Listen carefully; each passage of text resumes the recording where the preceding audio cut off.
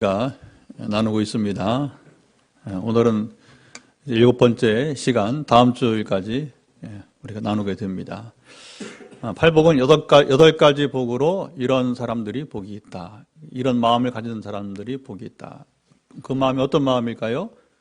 예수님이 늘 평소에 가지고 있었던 그 주님의 생각, 주님의 마음가짐을 일컫게 되는 것이죠.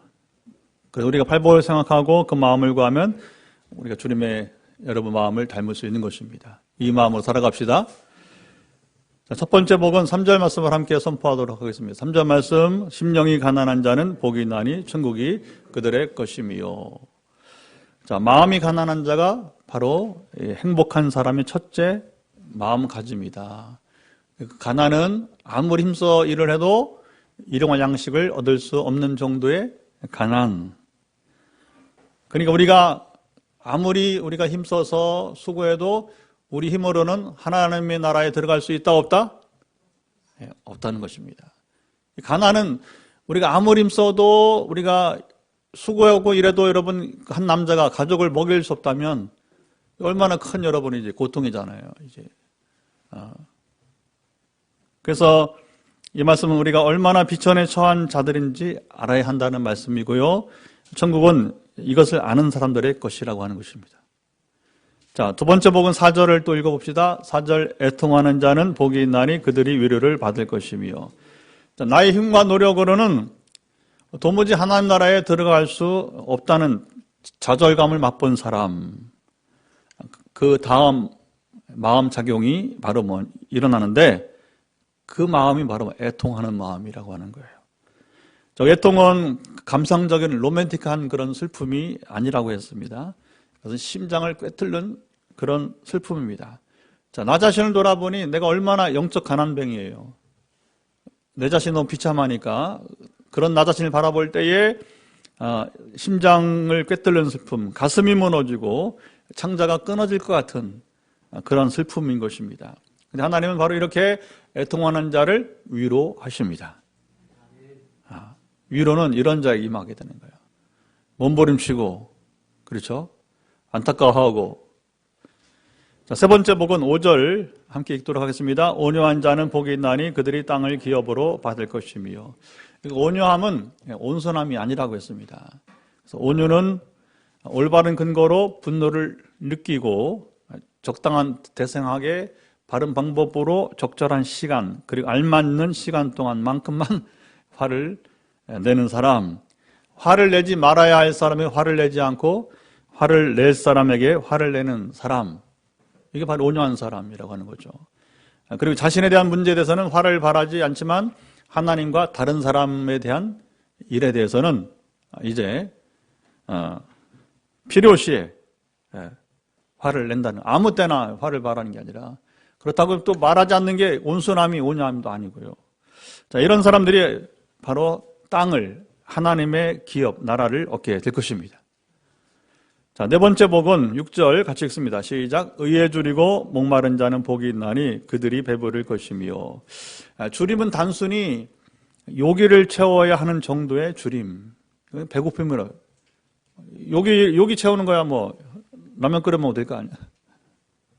아니면 그냥 우유 한 잔, 빵 한 점 먹으면 될 거 아니야. 이건 뭐냐면 배고픔이에요, 배고픔. 그런데 여기서 말하는 줄임은 단지 요기를 채우는 정도의 것이 아니라 지금 당장 먹지 않으면 어떻게 된다? 죽는다는 거예요. 지금 당장 먹지 않으면 죽을 수밖에 없는 그런 아주 심각한 상태에 이른 것을 말하게 되는 것입니다. 그리고 의인은 궁극적으로 하나님 자신을 의미합니다. 줄이 목마름은 결국 하나님을 향한 강한 열망을 의미하는 거예요. 여러분, 하나님을 향해서 줄이고 있습니까? 하나님을 지금 목말라하고 있습니까? 여러분들이 배부르게 될 것입니다. 세상 것으로 배부를 수 있는 것이 아니라고 하는 거죠. 다섯 번째 복은 7절 말씀 있습니다. 긍휼히 여기는 자는 복이 있나니 그들이 긍휼히 여김을 받을 것이며. 자, 앞에 네 가지 복은 하나님 관계에서의 복이고 나머지는 대인 관계, 사람과의 관계에서의 복이 됩니다. 첫 번째가 바로 긍휼히 여기는 것인데, 내가 남을 긍휼히 여기면 하나님과 사람에게 긍휼히 여김을 받습니다. 여러분, 우리가 없어도요, 부족해도요, 남을 긍휼히 여기시 바랍니다. 여러분, 격려할 줄 아시고, 위로할 줄 아시고, 여러분, 줄 수 있기 바랍니다. 하나님 반드시, 여러분, 그런 사람들 가만히 두지 않아요. 하나님 직접 긍휼히 여기시고, 또 다른 사람들도 우리를 긍휼히 여기시고, 우리 교회 사는 방식이 여기 있어요. 현재 우리 교회 사는 방식이 여기 있어요, 여러분. 온유한 마음과, 그리고 긍휼히 여기는. 지금 우리 교회가 잘하는 것 중에 하나가 두 가지예요. 온유한 마음과 긍휼히 여기는 마음입니다. 그래서 하나님 우리를 긍휼히 여기시게 되는 거예요. 그리고 우리가 긍휼히 여기기 위해서는 우리 자신이 먼저 하나님의 긍휼하심을 경험해야 됩니다. 그 긍휼하심을 경험하면 나도 남을 긍휼히 여길 수 있게 될 것이에요. 자, 여섯 번째 복은 우리 지난주 나왔던 8절 말씀 있습니다. 마음이 청결한 자는 복이 있나니 그들이 하나님을 볼 것이며. 자, 주님은 행위보다 어디에 초점을 두고 계시다고요? 마음에 여러분 초점을 두고 계십니다. 자, 몸의 청결보다 마음의 청결이 근본이고 긴급한 문제임을 우리 주님이 여러분 이제 말씀했습니다. 예수님은 누구보다 인생을 잘 이해하셔요. 꿰뚫어 보십니다. 우리 삶을 움직이는 최종 통제선은 바로 마음이라고 하는 걸 주님이 아시게 되었어요. 마음의 통제에 따라 인생이 전혀 달라지게 됩니다. 내가 내 마음을 통제할 수 없으니 누가 우리를 통제할 수 있어야 돼요? 하나님께서, 성령께서 우리 마음을 통제할 수 있도록 여러분 위탁하시 바랍니다. 그러면 성령을 쫓아 사는 삶이 되고 여러분 하나님을 보게 될 것입니다. 자, 지금 코로나 바이러스 인해서 지금 세계가 지금 몸살인데 지금이 하나님을 볼 수 있을 때예요. 어떻게 회개하면 됩니다. 회개하면. 정말 제가 두려운 게 뭔지 아십니까? 코로나로 얼마나 희생을 당할 것인가 두려운 것이 아니라 이렇게 해서 세계적으로 한번 풍파를, 이게 뭐냐면 주기적으로 옛날에도 이제 흑사병이라고 유럽을 한번 휩쓸고 간 적이 있어요. 그때는 지금과 비교할 수 없습니다. 그때 의학적인 대처가 없으니까 한번 여러분 이게 이 전염병을 지나가면 뭐 2,000명, 2천만 명, 3천만 명 지금 죽어갔어요. 지금은 그렇지 않아도 봐요. 최소화되겠죠. 그러나 문제는 이렇게 그냥 여러분이 바이러스의 두려움만 사라진다면 아무 의미가 없는 거예요. 이걸 끝나기 전에 정말 근본적으로 신천지 정체를 드러내서 이제 경계하게 됐. 한국교회가 여러분 보세요. 신천지 30만, 거의 30만 이번에 보니까 30만이 다 어디서 나왔어요? 한국교회 안에서 나온 거예요. 그러니까 저도 뭐 그 책임에서 벗어날 수 없어요. 그러니까 이제 우리 사회에서 이 이단 사이비를 용납하지 말아야 되는 풍조가 있길 바랍니다. 그래야 이번 고통이 여러분 우리가 이제 의미가 여러분 이제 있게 되는 거예요. 그리고 뭐냐, 한국교회가 정말 이제 다시 더 이상 세속주의에 속물되지 말고 정말 우리가 여러분 깨끗하게 여러분이 마음이 청결하게 된 교회가 되길 바랍니다. 그리고 성적인 삶, 여러분이 재정적인 그런 또 남에게 피해를 주는 이런 거 다 벗어나야 돼요. 이런 어떤 회개가 있어야 부흥이 되는데 하나님 뭐냐, 어쩌면 한국교회 마지막 기회를 준다고. 마지막, 잘 보세요. 마지막 기회는 뭐냐, 이 기회를 놓치고 그냥 지나가 버리면 회개치 못하고, 자, 지금 이때 여러분 회개하면, 한국 회개하면 반드시 새로운 부흥 시대가 올 것입니다. 1907년도에 정확히 1903년부터 원산에서부터 시작된 건데 4년 동안 계속 부흥이 일어나다 보니까 1907년도에 4년 후에 평양에서 폭발된 거예요. 평양 부흥운동은 원산에서 시작이 된 거예요. 한 선교사의 고백으로부터, 회개로부터. 그때 높은 여러분 그 백인 선교사의 처절한 여러분 한국교회 강단에서 회개를 성령이 하시니까, 성령이 역사하시면 여러분 이게 뭐냐면 누구든지 뭐 체면 없어요. 그냥 다 쏟아내는 거예요. 회개는 그렇게 되는 것입니다. 한국교회 지금 이때 회개의 길을 찾아서 회개하면 단지 여러분 이제 우리 20세기 초반과 그리고 1970, 80년대에 대부흥이 일어날 줄 믿습니다. 마지막 기회예요. 근데 이때에 이 기회를 놓치면 유럽의 전체를 따르는 거예요. 교회가 이 계기에 대해서 지금 요번에 영상 예배를 드린다고 하지만 교회 텅텅 비잖아요. 그죠? 이 그냥 지나가면요, 코로나 지나고도 텅텅 빌 수 있다는 거예요. 교회가 더 사람들이 하나님을 떠날 수 있다는 거예요. 살면 더 나아지겠죠. 경제적 삶은 더 나아지겠죠. 그렇죠? 사는 집이 더 나아지겠죠. 여러분 타고 다니는 차량들이 더 나아지겠죠. 지금 여러분 우리도 선교지 이번에 못 가지만 해외여행은 더 잘 나가겠죠. 그렇죠? 그러나 교회는 빌 거예요. 지금 양자택일이 어떻게 보면 우리 한국교회에 주어진 순간인데 사실은 인간적으로 봤을 때는 제가 후자가 될 것 같아요. 부흥의 시대가 도래하기보다는 기도는 하지만 그러나 지금 이대로 가다가는 그냥 소위 말하면 바이러스만 지나가고 몸만 피하고 하는 것이지 이때 영혼이 피해야 됩니다. 영혼이 거듭나야 될 것입니다. 아멘. 이 마음으로 우리가 기도해야 되고 그래야 이거 우리보다 먼저 희생당한 사람들 지금 고통당하는 우리가 지금은 고통당하지 않지만 그러나 아직 우리 교회 인간들은 없으니까 근데 이 고통당한 자들의 고통이 그들이 우리보다 주님 말씀대로 죄가 더 있어서 아니에요. 우리를 깨닫게 하기 위함인데 한국교회 정말 깨닫고서 이 계기가 회개와 더불어 여러분 회개 운동이 있어야 부흥이 일어납니다. 회개하자는 부흥이 없습니다. 되게 뭐냐면 사람들이 병 고침 받기 원하는데 회개 안 한단 말이에요. 교회가 부흥은 원해요. 그러나 강단에서 회개의 선포와 회개 기도가 없어요. 목사님들은 회개를 선포하지 않고 장로님들은 기도할 때 회개하는 기도를 안 한단 말입니다. 이게 아주 병적인 요소예요. 그동안에 지난 부흥 시대 끝난다고 해서 1990년대 마이너스 성장부터 지금까지 몇 년이에요. 약 30년 가까이 우리가 지금 한국이 정체되거나 침체되어 있는데 이 30년 동안에 회개를 외치는 목사들 없었고 회개 기도를 하는 장로도 없었단 말입니다. 그러니까 이 계기에 우리가 정말 중요한 시점이라고 보게 되는 것이죠. 자, 오늘 7번째 복은 9절 같이 읽도록 하겠습니다. 화평하게 하는 자는 복이 있나니 그들이 하나님의 아들이라 일컬음을 받을 것이며. 화평하게 하는 자의 복의 위치를 생각해 봅시다. 자, 화평하게 하는 자의 복은 자 보세요. 앞에 의와 긍휼과 청결. 시작. 의와 긍휼과 청결. 이 세 가지 복을 받은 사람들이 누린다는 거예요. 다시 말해 의롭고 그리고 긍휼을 베풀고 청결한 자만이 여러분 이제 화평할 수 있어요. 의와 긍휼과 그리고 청결이 없는 화평은 뭐라고 하느냐? 타협이라고 해요. 타협의 결과라고 하는 거예요. 그것은 무엇인가? 진실이 없는 화평, 거짓 평화를 말하게 됩니다. 여기 말하는 평화는 완전한 평화예요. 거짓이 없는 여러분 이제 화평을 말하게 됩니다. 자, 그러면 화평이란 무엇일까요? 자, 오늘 우리에게 주는 과제는 것입니다. 화평이란 무엇일까요? 화평과 평화는 같은 말로 보고요. 평화의 히브리어는 샬롬, 다 같이 샬롬. 이건 우리가 인사를 많이 하니까.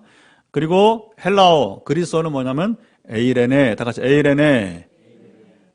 그래서 이제 구약에서는 히브리어로 샬롬이라 불렀고 신약에서는 그리스어로 에이레네 같은 말입니다. 에이레네.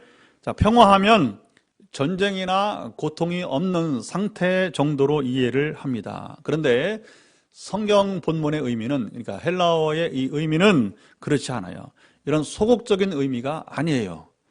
성경이 말하는 이 화평이 무엇일까? 자, 주석가 바클레이는 화평이란 완전하고 모자람이 없는 바로 행복의 상태 설명했습니다. 심리적으로, 경제적으로, 영적으로 모자람이 없는 상태가 바로 화평이라고 했어요. 자, 신약 성경에 에이레네가 88회가 나옵니다. 모든 신약 성경책에 골고루 이 화평 또는 평안, 평강이 나오고 있어요. 그만큼 성경은 화평에 관심이 많습니다. 하나님 말씀하시는 평화의 의미는 소극적이지 여러분 않아요. 자, 가령 잘 들어보세요. 어떤 상황에서 나는 평화를 위해서 아무 말도 하지 않았습니다. 나는 평화를 위해서 어떤 행동도 하지 않았다고 말한 사람이 있습니다. 자신이 마치 평화주의자인 것처럼. 혹시 여러분 이런 자랑을 한 사람 본 적 있어요? 있다고 하네요. 있죠? 나는 정말 평화를 위해서 그 자리에서 아무 말도 하지 않았습니다. 나는 어떤 행동도 하지 않았습니다. 이 사람은 오늘 본문에서 평화를 선포하시는 예수님 말씀에 근거하면 평화주의자라고 말할 수 없어요. 그는 아무 일도 하지 않은 사람이지. 화평을 위해서 아무 희생도 수고도 하지 않은 게으른 사람이지. 피스메이커, 평화를 여러분 이제 이루는 사람이라 부를 수 없어요. 여러분, 평화를 이룬 사람은 평화를 위해서 자신의 고통을 여러분 감내해야 됩니다. 자, 보세요. 우리가 여러분 어떤 사람들 사이에서 지금 불화하단 말이에요. 우리도 지금 반쪽이 딱 나눴잖아요. 세상이 지금 이 코로나 지경에서도 지금 똘똘 뭉쳐서 여러분 이제 대처도 선차는데 지금 한쪽에서 뭐 누구를 비난하고 뭐 완전히 극단이에요. 양쪽이. 이게 근데 되게 정치적인 그런 분열과 거의 유사하게 나타나게 되는데, 여러분 정말 기가 막힌 상황이 되는 것입니다. 근데 여러분 이렇게 찢어진 분열된 여러분이 공동체, 이 사람들 하나로 묶기 위해서는 이게 보통 희생이 없이는 안 된다는 거예요. 그래서 이 일을 하다 보면 오해도 받고요, 불쾌감도 감수하고요, 인기 하락도 여러분 기꺼이 감당할 준비가 되어 있어야 되는 거예요. 자, 예를 들어서 예수님은 화평하게 하는 자의 그 본을 가장 잘 보여주신 분입니다. 주님이 하나님과 인간 사이의 화평을 위해서 주님은 아무 말도 하시지 않고 어떤 행동을 하지 않으셨다면 하나님과 우리의 화평은 이루어질 수 없었습니다. 만약 예수님이 이렇게 하셨다면 예수님은 여러분 성욕심만 하신 거예요. 다시 말하면 하늘로부터 하나님께서 인간의 몸을 입고 이 땅에 내려오신 것 뿐이에요. 그러면 그는 화평을 말할 자격이 없는 것입니다. 예수님은 가만히 계시지 않으셨어요. 예수님은 분명히 말씀하셨습니다. 아주 강조해서 말씀했습니다. 하나님 나라를 선포하시게 되었습니다. 하나님 나라에 들어가려면 너희가 회개하고 복음을 믿어라. 근데 이게 굉장히 강렬한 메시지였어요. 하나님과 우리가 화평하기 위해서는 회개하고 복음을 믿어야 될 것입니다. 요즘 말은 뭐냐면 주님은 아주 강력하게 복음을 선포하셨어요. 복음을 전하셨어요. 사람이 세상의 모든 것을 다 얻고도 생명, 영생을 잃으면 무엇이 유익하리요? 아무 소용없다고 주님은 정말 여러분, 요즘 말하면 피를 토하면서 주님은 가르쳤어요. 성경은 그냥 문자대로만 나오지만 제가 보기에는 정말 이 설교를 하시면서 요즘 말로 말한다면 좀 피를 토하는 심령으로 주님이, 왜냐하면 깨달으라는 거죠. 깨달으라는 거죠. 세상 만사 모든 것을 다 포기하더라도 생명을 얻기 위해서 너희들이 회개하라고 여러분 말씀하셨습니다. 심지어요, 너희들이 몸의 일부를 잃더라도 손을 찍어버리든지 발을 찍어버리든지, 심지어 몸의 일부를 우리가 장애를 입더라도 천국에 들어가는 것이 낫다고 했습니다. 어쩌면 여러분 이제 우리가 생각지 못한 고난을 당한 분이 있다면 여러분이 이제 고난 때문에 그리고 회개하고 천국에 들어갈 수 있다면 그것이 여러분의 복이 되게 되는 것입니다. 어차피 천국에서는 장애가 없기 때문에, 지상에서는 고통스럽고 힘들지만 그러나 그것 때문에 오히려 복음을 믿고 영생을 얻게 되었다면 주님 말씀처럼 그것이 복 있는 삶이 될 줄 믿습니다. 그러니까 지금 우리가 이 바이러스 문제는 그렇게 봐야 되는 거예요. 이런 그 바이러스는 두려움보다는 이 계기로 말미암아서 좀 이 땅에 많은 사람들이 정말 이제 얼마나 우리 생명이 중요한가, 영생이 중요한가 깨닫고 주님을 믿었으면 좋겠습니다. 회개하지 않는 사람이나 지역에 대해서는 주님이 마음의 섭섭함을 그대로 드러내시게 되었어요. 들어보세요. 누가복음 10장 13절, 화 있을진저 고라시나, 화 있을진저 벳세다야, 너에게 행한 모든 권능을 두로와 시돈 땅에서, 이건 이방 땅이에요. 앞에는 유대 땅이에요. 이방 땅에서 행하였더라면 그들이 벌써 베옷을 입고 제에 앉아 회개하시리라. 내가 차라리 너희들에게 아니라 이방 땅에서 말씀을 전했다면 그들이 회개했을 텐데 너희들에게 함께한 시간이 얼마냐, 너에게 전한 말씀이 얼마나 있느냐. 그런데 내 말을 그렇게 듣고도 회개하지 않으니까 주님이 섭하다는 거예요. 왜? 주님이 인격이시기 때문에. 이것이 하나님 아버지의 마음인 겁니다. 예수님은 이렇게 말씀만 하지 않으셨어요. 사람들이 하나님과 화목할 수 있는 길을 열어주셨어요. 예수님은 화평을 위해서 오해를 받으셨습니다. 불쾌감과 고통도 셀 수 없이 많이 당하셨습니다. 물론 주로 바리새인 서기관들 그리고 제사장들, 종교인들을 통해서 당시 소위 말하면 종교 지도자를 통해서 그렇게 수모를 당하시고 고통도 당하시게 되었어요. 화평을 위해 주님은 철저히 자기 희생을 감수하셨습니다. 주님은 죽기까지 복종하는 십자가의 희생을 통해서 하나님과 우리 사이에 화평을 이루신 줄을 믿습니다. 이게 가장 주님의 커다란 크신 희생이 되게 되는 거죠. 하나님과 인간 사이의 화평을 위해서 주님이 쏟으신 마음과 정열과 희생은 어떤 사람도 여러분 모방할 수 없는 것이라고 하는 거예요.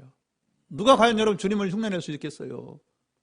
단지 하나님과 우리 사이를 화평하기 위해서 그 쏟으신 모든 에너지와 희생, 누가 여러분 모방할 수 있겠습니까?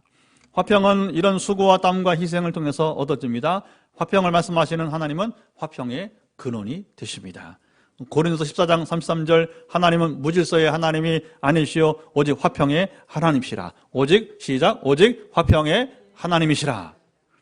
화평의 근원이신 하나님께서 우리에게 화평을 주십니다. 시편 29편 11절 여호와께서 자기 백성에게 평강의 복을 주시리라. 무슨 복을? 평강의 복을 주시리로다. 자, 이 땅에 오신 하나님 예수 그리스도는 평강의 왕이세요. 우리 성탄 때마다 선포하는 말씀이 있잖아요. 이사야 9장 6절 이는 한 아기가 우리에게 낳고 한 아들을 우리에게 주신 바 되었는데 그 어깨에는 정사를 메었고 그 이름은 기묘자라 모사라 전능하신 하나님이라 영존하시는 아버지라 평강의 왕이라 할 것입니다. 예수는 평강의 왕이시다. 중간에 정사를 메었고는 뭐냐면 이 왕의 예수님이 왕이시잖아요. 왕의 권위를 드러내는 것입니다. 그리고 기묘자라고 하는 것은 원더우먼이라는 영화 있잖아요. 원더우먼. 예수님은 원더맨이에요. 원더맨.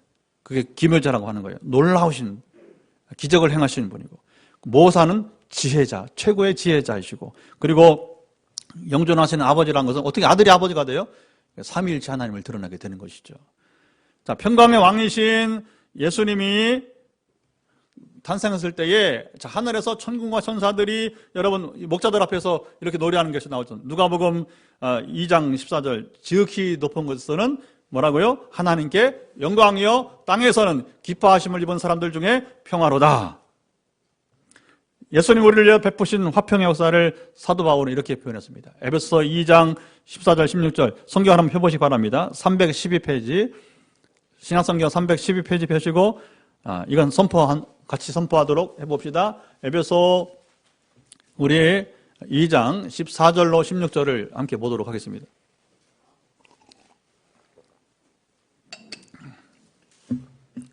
자, 에베소서 2장 14절부터 16절까지 세 절 말씀을 함께 크게 읽습니다.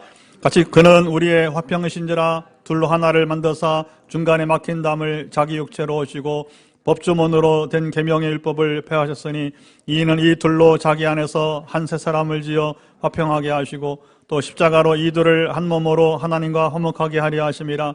원수된 것을 십자가로 소멸하시고.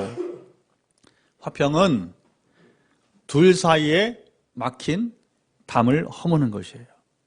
자, 예수님께서 하나님과 우리 사이에 지금 이렇게 장벽이 담을 허무시게 되었어요. 옛날에 독일과 서독과 동독이 여러분 통일할 때에 그때 동독의 이제 수뇌부들이 기자회견을 예고가 되지 않았어요. 근데 뭐냐? 자, 이제부터 브란덴베르크 그 장벽 있잖아요. 자, 여러분들이 자유로 왕래할 수 있습니다. 그러면서 여러분들 스스로 이 장벽을 무너뜨리십시오. 우리도 그런 데가 왔으면 좋겠어요. 김정은이가 이제 글쎄 김정은 때 될지 그 다음 될지 모르지만 기자회견을 열어서 이제 남북은 통일입니다. 무조건적인 통일입니다. 독일을 동독이 한 것처럼. 자, 이제부터 우리 남북이 서로 휴전선 철책을 우리가 철거합시다. 그리고 마음껏 왕래하십시오. 그리고 우리는 한 나라입니다. 할렐루야. 이게 뭐냐? 바로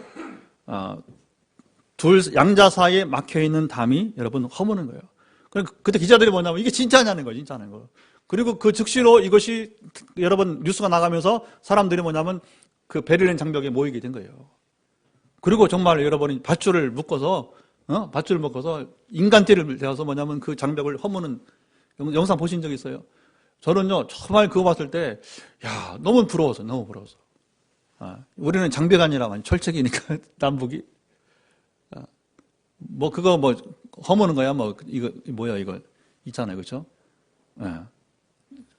끊어내는 거. 절단기 갖고 또 하면 되니까, 그게 문제겠어요, 그쵸? 그게 양자 간에 이제 정말로 이게 하나됨이 문제가 되는 거죠.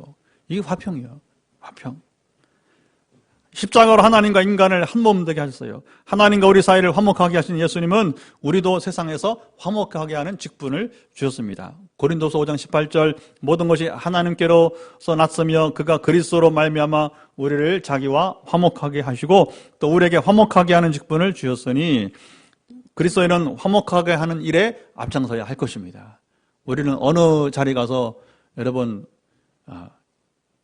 이렇게 흐트러놓는 여러분 그룹을 이렇게 흩트는 사람이 아니라 우리는 모으는 자가 돼요.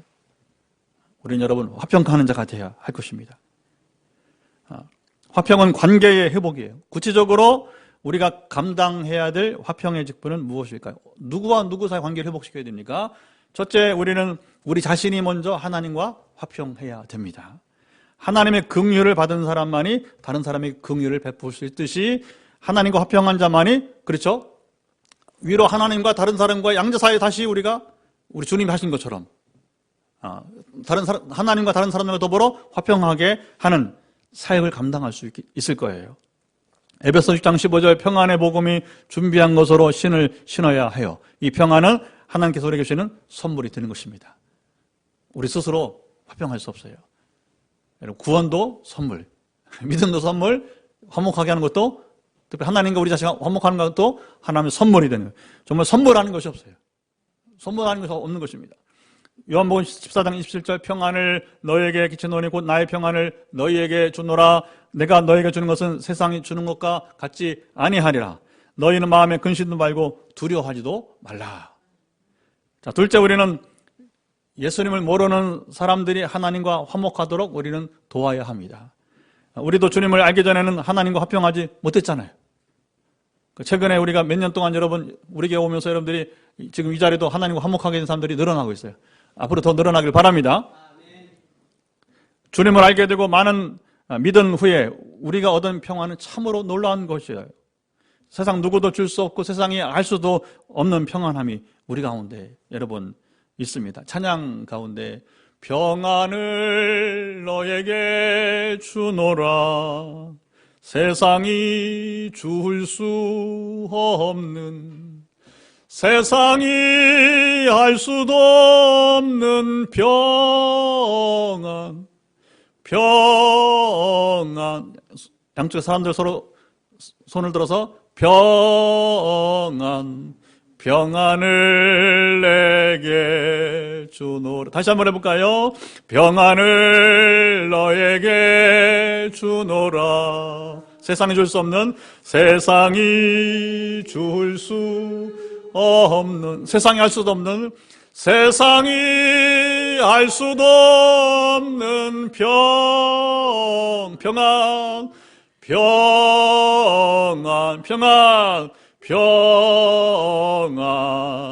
평안을 내게 주노라. 이 평안은 예수님을 알고 영접한 자만이 여러분 얻을 수 있습니다. 이 평안을 우리가 누리기 위해서 사람들은 하나님과 화평해야 합니다. 이 길은 하나밖에 없어요. 예수 그리스도의 말씀을 전파하는 것입니다. 우리가 전파하는 말씀을 그들이 들을 때에 하나님을 떠나 사는 사람들이 평안을 얻을 수 있게 되는 거예요. 그걸 주님도 아까 말씀 나눈 것처럼 그래서 복음을 전하신 거예요. 복음 전파에는 예수 믿지 않는 사람들이 하나님과 화평할 수 있는 길이 없어요. 오직 one way, 복음을 전하는 것. 전파하는 자가 있어야 들을 것입니다. 다시 한번 전파하는 자가 있어야 들을 것입니다. 여러분, 전하는 자가 없어서 어떻게 들을 수 있습니까? 그래서 우리는 전파해야 되는 거예요. 믿음은 보면서 아니에요. 들으면서. 우리 전파하는 복음을 들으면서 여러분 이제 믿음은 나는 것입니다. 그래서 우리는 주님이 이 일을 위해서 이 땅에 오셨다고 말씀했어요. 치유하러 오신 거 아니에요. 치유는 믿게 하기 위한 방편이었지 주님은 치유자가 아니에요. 치유자로 오신 것이 아니라 그는 복음 전도자로 오시게 된 겁니다. 우리도 치유를 여러분 도구로 씁니다. 그러나 우리에게는 치유하는 교회지만 그러나 궁극적으로 치유보다는 복음 전하는 교회가 될 것입니다. 우리가 선교지를 또 방문하게 되는데 8월 또 연결했지만 근데 여러분 선교지 방문하는 목적이 무엇입니까? 그거 가르치고 우리가 치유하러 아니에요. 그 방편이에요. 가르침과 치유는 방편이고 복음을 전하러 선교하러 가는 것입니다. 아멘. 그러니까 우리가 직접 못 전하니까 뭐냐? 거기에 있는 신학생들, 목회자들, 주님 주로 지도자들을 현지인 지도자를 만나서 그들로 변화시키고 그들로 하나님 지식과 더불어 신학과 더불어 이제 그 실제로 만나게 하는 경험을 하게 하시는 것이죠. 자, 셋째, 화목하게 하는 직분은 사람들 사이에 서로 화평하도록 하는 일입니다. 예수님은 산상수훈에서 형제 사이에 화평하라고. 다 같이 뭐라고요? 형제 사이에 화평하라고 말씀하셨습니다. 예수님은 잡으세요. 예수님은 예배보다 바로 형제 화목이 우선순위라고 가르쳤어요. 그 너희들이 예물을 가지고 자 봅시다. 예물을 가지고 지금 교회에 지금 예배드려 하는데 옛날 성전이죠. 성전 제사하러 가는데 가다가 보니까 형제랑 지금 불화가 있어. 그럼 어떻게 하라고요? 성전을 가지 말고 형제 집에 가서 형제하고 먼저 화목한 다음에 다시 와서 뭐냐? 예물을 가지고 성전 제사 참여하라고 하는 겁니다. 그러니까 우리가 이게 범사에 형제와 화목하시 바랍니다. 그래 여러분의 예배가 하나님께서 받으시는 예배가 되는 것입니다. 우리 가슴에 아까 늘 우리가 죄 고백하잖아요. 왜 합니까? 이 문제가 먼저 해결돼야 되기 때문에. 그리고 사실은 여기서는 우리가 이제 고백만 하지만 그러나 여러분들이 개인적 삶 속에서 반드시 형제와 화목하시 바랍니다. 잘못을 고하기 바랍니다. 그리고 섭섭하면 내가 분한 감정을 갖지 말고 솔직하게 대화를 해서 뭐냐면 이제 여러분들이 그동안 이게 화목하지 못한 것들을 여러분이 이제 회복해야 돼요. 좀 이따가 부산에서 목사님 한 분이 오실 것이에요. 저희 가정에 친구 목사님이에요. 작년 여름에 뭔지 모르겠는데 뭔가로 이렇게 가장 가까운 우리 신대원 동기인데 그래서 미국에 갈 때도 늘 미국에 한 10년 목회했어요. 처음에 제가 이제 비자 서류 다 해서 비자 받게 해주고 가장 막역한 사이인데 무슨 문제인지 모르겠는데 이렇게 우리 게 또 그 3년 동안 20만 원씩 더 왔어요. 지난해까지 3년 동안 꼬박. 근데 이게 뭐가 문제인지 이제 희한하게 지난 여름 이후에 그러니까 지난 8월 말부터 지금까지 단절됐어요. 희한하게. 근데 여러분 이게 늘 가슴이 이 친구다 하여튼 친구니까 나이는 저보다 좀 많지만 동기니까 이렇게 이 형님이죠. 4년 선배 나이가 많으니까 그러나 동기고 이런 관계도 끊어진다면 내가 세상에 도대체 누구를 신뢰할 수 있는가 이런 마음이 있었는데 아침에 전화 온 겁니다. 영상 예배 때문에 끝났다. 오늘 끝났다. 포항에 오겠다 하는 거예요. 포항에 부부가 온다는 건 뭡니까? 화목하겠다는 거예요. 화목하겠다는 거. 저는 오늘 굉장히 주일이 기쁩니다. 행복합니다. 물론 와서 이제 우리가 이제 어떻게 교제할지 모르겠어요. 이제 그러나 제일교회 목사하고 다 동기거든요. 그래서 제일교회 목사는 지금 이제 예배 끝나고 이게 지금 영상 예배 때문에 큰 교회들은 이미 끝났어 예배가. 그래서 보통 9시 예배 끝나고서 이제 끝난 거예요 오늘. 안 모이니까. 그래서 이제 거기는 가족과 함께 또 1박 어디 간다고 해서 거기 못 만나고 그래서 이제 여러분 그런 겁니다. 우리가 화목이 중요한 거예요. 나는 화목하려고 했어요. 근데 제스처를 해도 이 양반이 대답이 없더라고. 오늘 드러난 게 전말에 드러난 게 뭐가 이렇게 섭섭했는지. 우리가 지금 91년부터 우리가 신대원 동기니까 지금 몇 년, 30년, 우리 30년 지기인데, 그러나 어쨌든 여러분 다 마찬가지예요. 이런 개인 관계 속에서 얽혀있는 관계들이 풀어지고 화목할 수 있길 바랍니다. 사도 바울도 화평을 강조했습니다. 로마서 12장 18절 할 수 있거든 너희로서는 모든 사람으로 더불어 화목하라. 모든 사람으로 더불어 화목하라. 이게 이제 예수님의 가르침이고 사도 바울의 가르침이에요. 법률가이며 역사가인 라이트는 전쟁의 원인론 뭐라고요?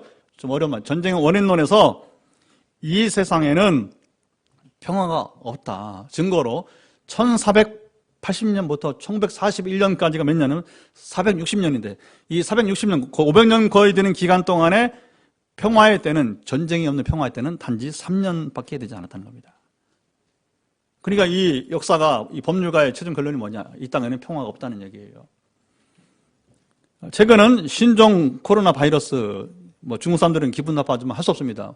발원지가 우한이니까 이 우한폐렴 때문에 세계가 지금 몸살을 여러분 앓고 있어요. 그러니까 질병이 있어도 평화가 없는 거고 전쟁이 있어도 평화가 없는 것이고 아까 뭔가 친구 사이에도 뭔가 이게 지금 단절됐을 때도 평화가 없는 것이고 인생이 허무하잖아요. 그렇죠? 그러나 이제 화목하면 허무함이 다시 사라지고 사람 사는 여러분 맛을 느끼게 되는 것입니다. 아멘. 네. 평화 없는 세상에 화목의 역사가 어떻게 일어날 수 있을까요? 화평하게 하는 자는 자세가 다릅니다. 상대방의 단점을 들춰내기보다 여러분 장점을 인정할 줄 압니다. 모든 성도 간에 서로 장점을 보는 연습이 필요합니다. 서로 인정해주고 높여주는 습관이에요. 조금 생각을 해봐. 여러분 옆 사람에게 무슨 장점이 있는지 한번 생각해보죠. 조금 이따가 이제 실습을 한번 해보겠습니다. 자, 서대문 형무소 이사하기 전 일인데, 좀 지난 얘기죠. 서대문 형무소가 이제, 도심에 있으니까 없애버리고, 그게 뭐냐면 저 경기도 의왕에 간 지금 서울구치소예요. 아시겠죠? 서울구치소가 그리 간 거예요, 이제. 좀 오래전 일이죠. 한 사형수가 있었답니다. 이 사형수가 얼마나 고집이 센지, 참, 대하기가 어려운 사람이었다고 그래요. 그런 사람 있잖아요. 거칠고, 고집 세고, 자기밖에 모르고. 근데 이제 사형수들이 사형 선고를 받으면, 이제 되게 종교단체에서 어떻게 해요? 자기 종교의 귀의, 우리만 전도죠. 자기 종교 귀의하도록 이렇게 권하게 됩니다. 그러면 이제 불교에서도 스님도 오고, 목사님도 오고, 신부님도 오고, 뭐 다 붙어요. 이렇게. 말씀 죽기 전에 자비를 베푼다는 얘기겠죠. 한 목사님이 전도를 시작을 했다고 합니다. 만나고 면회를 신청했는데 면회가 늘 거절되는 거예요. 예수는 무슨 예수? 세상에 믿을 것은 나밖에 없다고. 그래서 내가 이렇게 죽게 된 거 아니냐 하면서 이제 면회를 거절을 거듭하자 목사님이 지혜가 퍼뜩 떠올랐다고 합니다. 그 지혜는 사람은 누구에게나 다 장점이 있는데 이 사람에게도 비록 사형수지만 뭔가 남들이 갖지 못한 장점이 있을 것이다. 그렇게 이제 하나님 주신 지혜인지. 그래서 이제 검찰에 의뢰해서 이제 수사 기록을 볼 수 있느냐. 내가 목사인데 이 사람을 좀 마지막 죽기 전에 좀 교화시키겠다. 뭐 그렇게 이제 요청을 했겠죠. 그래서 수사 기록을 보다 보니까 정말 이 사람의 장점이 보였습니다. 뭐냐? 수사 기록에 보니까 이 사형수가 공범이 분명히 있었는데 증거는 못 찾으니까 결국에 뭐냐면 이제 공범이 있었는데 재판은 결국 단독 범행으로 이 사람에게만 이제 형벌을 주게 된 거예요. 그러니까 목사님이 편지를 쓴 거예요. 당신이 공범이 있음에도 불구하고 홀로 죄를 담당하고 있으니 당신 진짜 진정한 사나이다. 그러면서 당신이 홀로 그 친구의 죄를 담당한 것처럼 예수님도 인류의 죄를 홀로 담당하셨습니다. 그리고 당신 같은 사람도 예수를 믿으면 지금 구원받을 수 있습니다. 아직 기회가 있습니다. 이 편지를 읽던 사형수가 여러분 예수님을 믿게 되었다는 거예요. 자기 장점을 인정해 주니까 그게 뭐냐면 마음이 확 열리게 되었다는 거죠. 그런 평안한 가운데 사형 집행을 여러분 받게 되었습니다. 여러분 서로 장점을 인정해주면 화평의 기적이 일어납니다. 자, 준비됐죠? 옆 사람에게 3가지씩 당신은 이런 장점이 있습니다. 시작. 여기 집사님 일로 오세요. 최 목사님하고 뭘 할까? 여기서 지금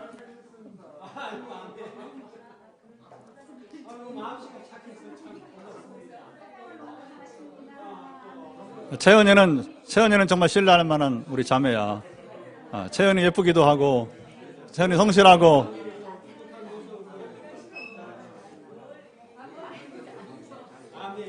온유는 귀엽고, 온유는 순종도 잘하고, 그렇지, 말씀도 잘 듣고. 자, 여기까지만. 예. 뭐, 1시간 해도 끝이 없겠지만, 여기까지만. 몇 시간이라. 예배 시간 여기까지만 우리 나누겠습니다.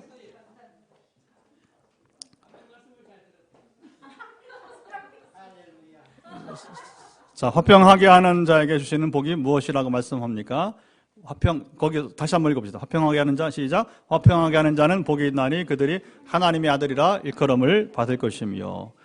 화평하게 하는 자는 하나님의 아들, 하나님의 자녀가 되는 것입니다. 우리 자매님들 섭섭해하지만 옛날에 성경 이렇게 됐기 때문에 그래서 이제 하나님의 아들이고 하나님의 딸입니다. 하나님의 자녀가 됩니다. 이 얼마나 큰 복입니까? 가장 큰 복이에요. 아들이란 헬라어에는 2 단어가 있어요. 하나는 테크나이고 하나는 휘오스인데 여기서는 휘오스입니다. 존 메가더는 이 2 단어의 차이를 이렇게 설명합니다. 테크나는 일반적인 아이들을 말합니다. 부드러운 애정이 담긴 말이에요. 세상 사람들도 똑같이 부르는 자녀라고 하는 겁니다.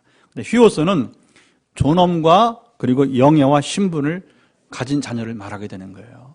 이것은 모든 자녀가 누리는 것이 아니라 하나님의 자녀만이 누리는 영예와 여러분 존엄인 줄 믿습니다.